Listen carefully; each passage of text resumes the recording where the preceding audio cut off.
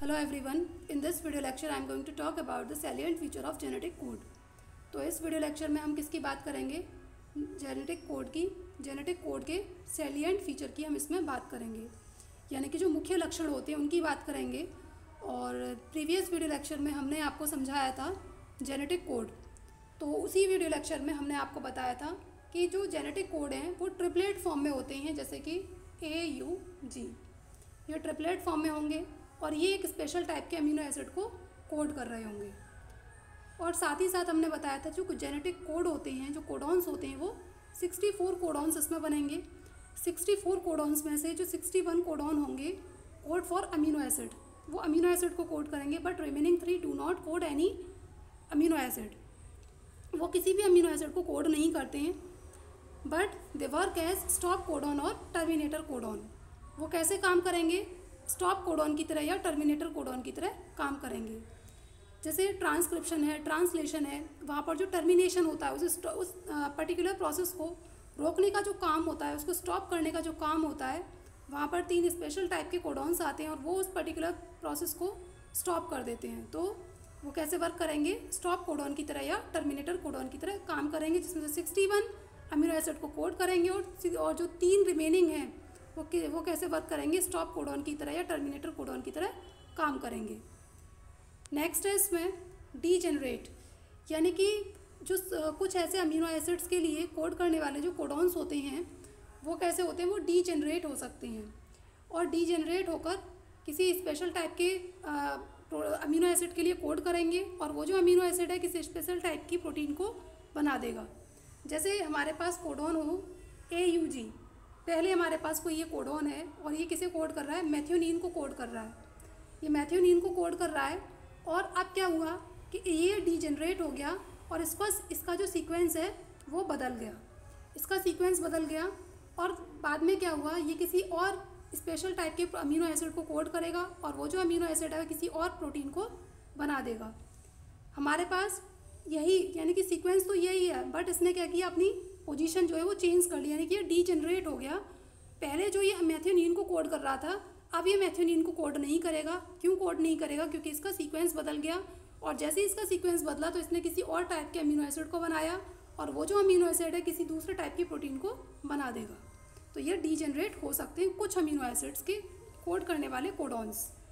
साथ ही साथ ये कैसे होते हैं? इनके बीच में कोई पंक्चुएशन नहीं होती, यानी कि कंटेजियस फॉर्म में इनकी जो चेन है वो चलती है, जैसे कि UUU, AUG, GUG, इस तरीके से लगातार इनकी जो चेन है वो चलती है, कंटेजियस फॉर्म में चलती है। इसके बीच में कोई कॉमा या ऐसी कोई चीज़ इसमें नहीं होती है, यानी कि इसमें कोई पंक्चुएशन नहीं होती है।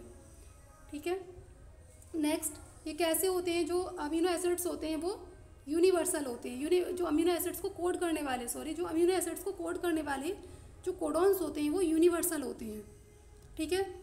चाहे आप बैक्टीरिया की बात करें, चाहे आप ह्यूमन बीइंग की बात करें, चाहे किसी भी ऑर्गेनिज्म की बात करें, उसके अंदर मान लीजिए अगर ये वाला कोडॉन है और अगर ये ह्यूमन बीइंग में फिनाइल एलेनिन को कोड कर रहा है तो ये बैक्टीरिया के अंदर भी फिनाइल एलेनिन को ही कोड करेगा। अगर ये जो कोडॉन है ये कोडॉन ये फिनाइल एलेनिन वाले अमीनो एसिड को कोड कर रहा है तो ये ह्यूमन बीइंग के अंदर भी ये इसी को करेगा और बैक्टीरिया के अंदर भी इसी को करेगा। ऐसा नहीं है कि बैक्टीरिया में किसी और टाइप के अमीनो एसिड को कोड कर दे और ह्यूमन बीइंग के अंदर किसी और टाइप के अमीनो एसिड को कोड कर दे। ठीक है। जैसे और आप और कैसे समझ सकते हैं, जैसे कि AUG है, अगर ये ह्यूमन बीइंग में मैथ्योनीन को कोड कर रहा है तो ये बैक्टीरिया के अंदर भी मैथ्योनीन को ही कोड करेगा। तो इसीलिए ये कैसे होते हैं? यूनिवर्सल होते हैं। चाहे आप किसी भी ऑर्गेनिज्म की बात करें, सबके अंदर जो एक ट्रिपलेट अगर बन गया तो वो जो ट्रिपलेट है वो पर्टिकुलर ट्रिपलेट जो है जिस टाइप के अमीनो एसिड को बना रहा है वो किसी भी ऑर्गेनिज्म के अंदर चला जाए, वो ट्रिपलेट वो उस ऑर्गेनिज्म के अंदर वही उसी टाइप का जो अमीनो एसिड है उसी को कोड करेगा। जैसे कि मैथ्योनीन है और मैथ्योनीन के लिए हमें पता है कि कौन सा ट्रिपलेट आता है? AUG आता है। चाहे बैक्टीरिया की बात कर लीजिए, चाहे ह्यूमन बीइंग की बात कर लीजिए, चाहे किसी और ऑर्गेनिज्म की बात कर लीजिए, उसके अंदर वो सबके अंदर मैथ्योनीन को ही बनाएगा। और जैसे फिनाइल एलेनिन है, अगर वो ह्यूमन बीइंग में फिनाइल एलेनिन बन रहा है इस वाले पर्टिकुलर कोडॉन से, तो हर जगह कि फिनाइल एलेनिन ही बनेगा। ऐसा नहीं है कि वो कहीं दूसरे ऑर्गेनिज्म में जाकर ये ट्रिपलेट कुछ और कोड कर दे, किसी और टाइप के अमीनो एसिड को कोड कर दे, ऐसा नहीं होगा।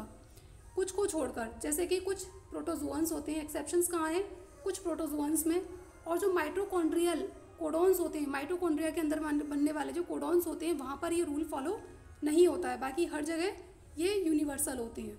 ठीक, नेक्स्ट है इसमें कि एक कोडॉन होता है जैसे AUG, ये ड्यूअल फंक्शन करता है, यानी कि दोहरा कार्य है ना, ड्यूअल फंक्शन करता है AUG।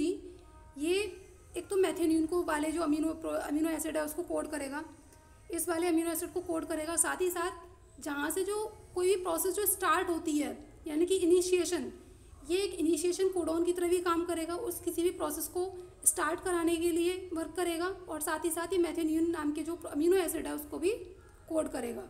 ठीक है, तो इसके डबल फंक्शन हो गए। पहला तो हो गया ये मैथेन्यून को कोड करेगा, और साथ ही साथ ये इनिशिएटर की तरह, कोई जो पर्टिकुलर प्रोसेस जो स्टार्ट हो रही है एक इनिशिएटर की तरह भी ये काम करेगा।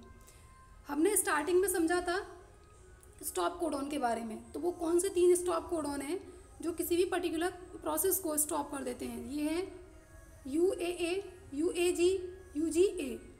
तो ये कुछ ऐसे वो हैं कोडॉन्स हैं जो किसी भी प्रोसेस को क्या कर देते हैं, स्टॉप कर देते हैं।